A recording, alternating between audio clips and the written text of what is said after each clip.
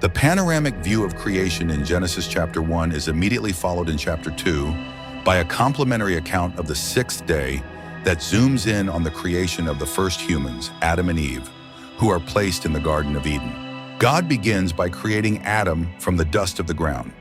All the ingredients found in our bodies can be found in the ground, such as carbon, oxygen, hydrogen, calcium, and many trace elements. It's not obvious, but it is verified by science.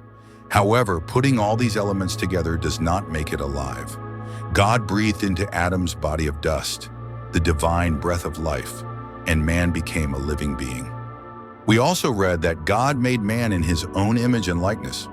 In Genesis 1 verse 26, the exact words are, "Let us make man in our image, according to our likeness."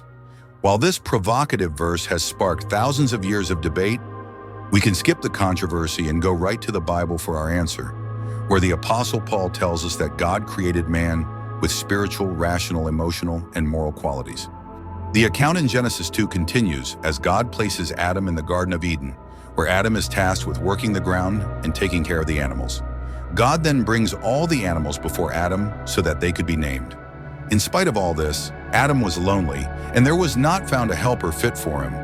So God caused a deep sleep to fall upon Adam, and while Adam slept, God performs the first surgery by taking one of Adam's ribs to create the first woman. God made Eve as a, quote, helper comparable to Adam, created out of Adam's ribs so they were, quote, one flesh. Here we see the first marriage instituted by God. Christ based his teaching on marriage from this very passage. God told the human pair, quote, be fruitful and multiply and fill the earth. As a consequence, they had a number of children, Cain, Abel, Seth, and a number of other sons and daughters. For some time, Adam and Eve lived together in innocence and happiness, enjoying each other as one flesh without guilt and sin. However, we'll soon see in the next chapter, this bliss would not last forever. We're about to be introduced to the most infamous character in all of creation.